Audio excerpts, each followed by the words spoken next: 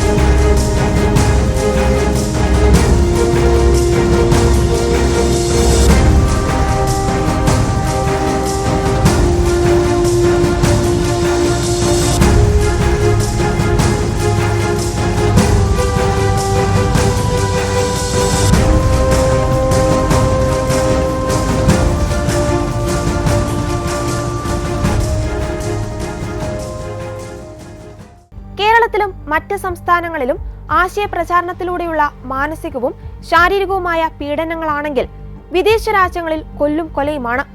പോളണ്ടിൽ Christmas മാർക്കറ്റിൽ ഭീകരാക്രമണം നടത്താൻ പദ്ധതിയിട്ട സർവകലാശാല വിദ്യാർത്ഥിയെ സുരക്ഷാ ഉദ്യോഗസ്ഥർ കഴിഞ്ഞ ദിവസമാണ് കസ്റ്റഡിയിലെടുത്തത്. ഇസ്ലാമിക് സ്റ്റേറ്റ് ഭീകര സംഘടനയിൽ നിന്ന് പ്രചോദനം ഉൾക്കൊണ്ടായിരുന്നു 19-കാരൻ പദ്ധതി തയ്യാറാക്കിയത്. രാജ്യത്തെ ഒരു പ്രധാന നഗരത്തിലെ ക്രിസ്തുമസ് മാർക്കറ്റിൽ സ്ഫോടക വസ്തുക്കളോ മറ്റോ ഉപയോഗിച്ച് ആക്രമണം നടത്താനായിരുന്നു ഇയാൾ ലക്ഷ്യമിട്ടിരുന്നതെന്നാണ് അധികൃതർ അറിയിക്കുന്നത്. രഹസ്യ വിവരത്തിന്റെ അടിസ്ഥാനത്തിൽ നടത്തിയ നീക്കത്തിലൊടുവിലാണ് പ്രതിയെ പിടികൂടിയത്. പ്രതിയുടെ താമസ സ്ഥലത്ത് നടത്തിയ പരിശോധനയിൽ ആക്രമണ പദ്ധതിയുമായി ബന്ധപ്പെട്ട നിർണായക രേഖകളും തെളിവുകളും ലഭിച്ചതായി റിപ്പോർട്ടുകളുണ്ട്.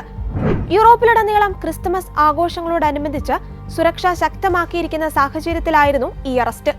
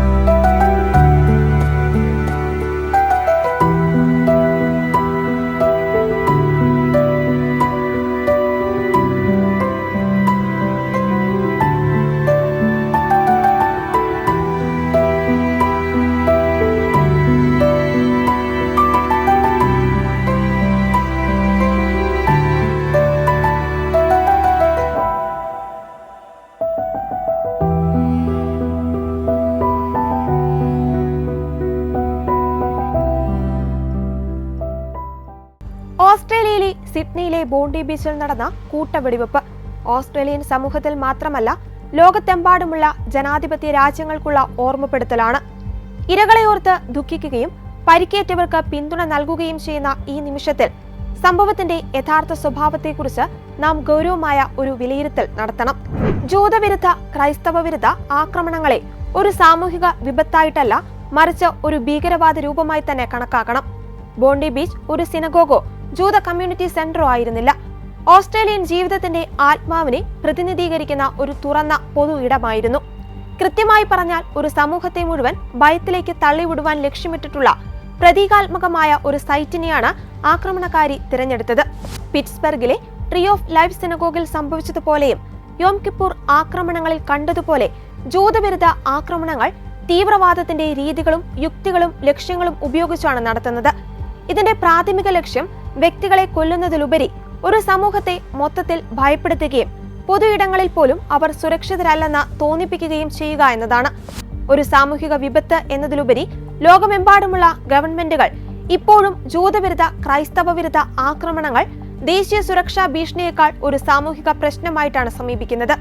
ഈ സമീപനം തീവ്രവാദ പ്രവർത്തനങ്ങൾക്ക് നേരെയുള്ള മനഃപൂർവമായ കണ്ണടക്കലാണ്. ജൂതവിരുദ്ധ ആക്രമണങ്ങളെ ഒരു ഭീകരവാദ രൂപമായി അംഗീകരിക്കുന്നത് അധികാരികൾക്ക് കൂടുതൽ ഫലപ്രദമായ രീതിയിൽ ഇതിനെ ഇല്ലാതാക്കാൻ സഹായിക്കും. ഇന്റലിജൻസ് നിരീക്ഷണവും ഇതിൽ പ്രധാനമാണ്. ബോണ്ടി ബീച്ച്, പോളണ്ട്, ജർമ്മനിയിലെ തെക്കൻ ബവേറിയയിൽ ക്രിസ്തുമസ് മാർക്കറ്റിൽ നടത്താനിരുന്ന ഭീകരാക്രമണ പദ്ധതി എന്നിവയെല്ലാം ഒരു വലിയ സത്യം വെളിപ്പെടുത്തി. ആഗോള ക്രൈസ്തവ ജൂതവിരുദ്ധത അതിന്റെ സ്വഭാവം മാറ്റിയിരിക്കുന്നു. അതിനി വാക്കുകളിൽ ഒതുങ്ങി നിൽക്കുന്നതല്ല, അത് ഭീകരതയുടെ ആയുധങ്ങൾ സ്വീകരിച്ചിരിക്കുന്നു. ഇനി അതിനോടുള്ള നമ്മുടെ പ്രതികരണവും അതുപോലെ ഗൗരവമുള്ളതും നിർണായകവുമായിരിക്കണം.